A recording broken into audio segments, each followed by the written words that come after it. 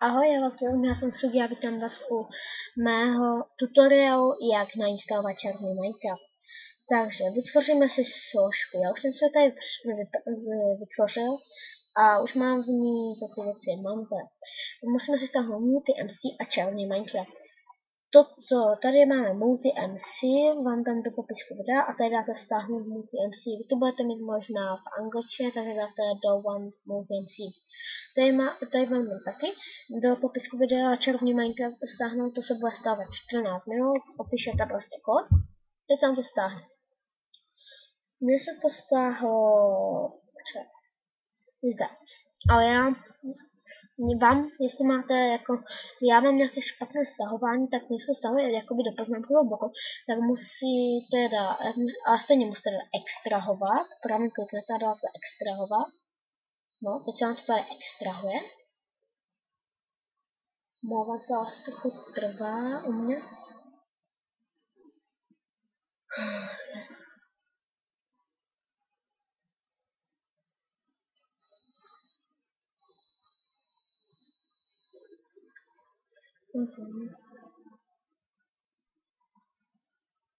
To je jedno, můžeme se zatím připravit další.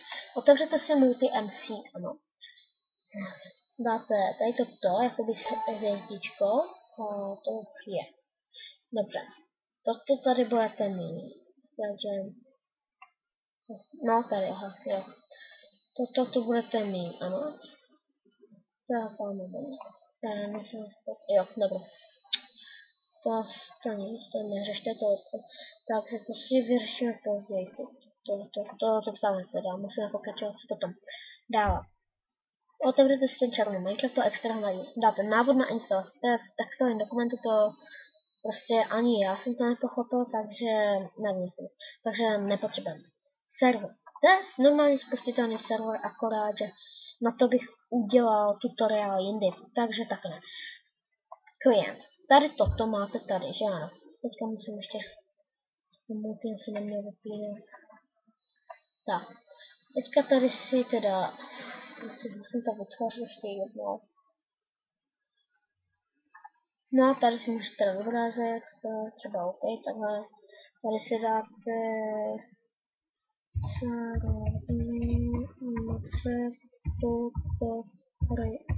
tak. Change version, musíte, no, dejte si jakou verzi máte v Minecraftu, já mám 1.1, tak se vám na 1.1. Dáte OK, teď se vám to tady objeví, že jo.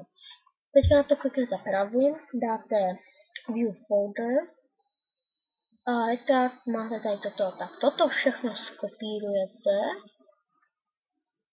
a dáte to sem. Dáte provést akci pro všechny aktuální položky, dáte ano. Teď se vám toto skopíruje a jak to máme skopírované, tady můžeme už dát křížek v tom případě tady také. A teď už nás zajímá akorát Multi-MC, takže kliknete pravým, dáte Edit Mode, tady jo.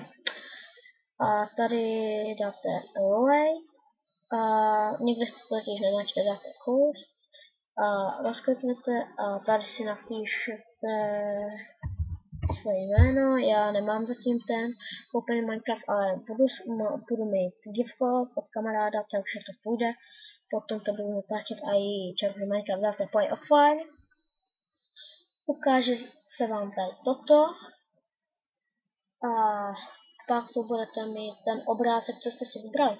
Budete mít tady jako něco, jako tady, jak máte MC, tak tady budete mít třeba tomu to svatit, takže tady bych měl mít to svatit, ale to musíte číst. Co nevyčítáš? No, to je jedno, mně už to funguje, ano, už to funguje. Vidíte, tady mám tu slepici. A teď to bude sekat, omlouvám se, teď budou extrémní lagy, protože já nemám ten koupený Minecraft, tak mě se to seká jak něco. Teď se to ještě nenačte, tak to bych nejradši. No. Tak to je jedno, tak to ukončím, ale pak tam dáte prostě single player a můžete hrát normálně. takhle.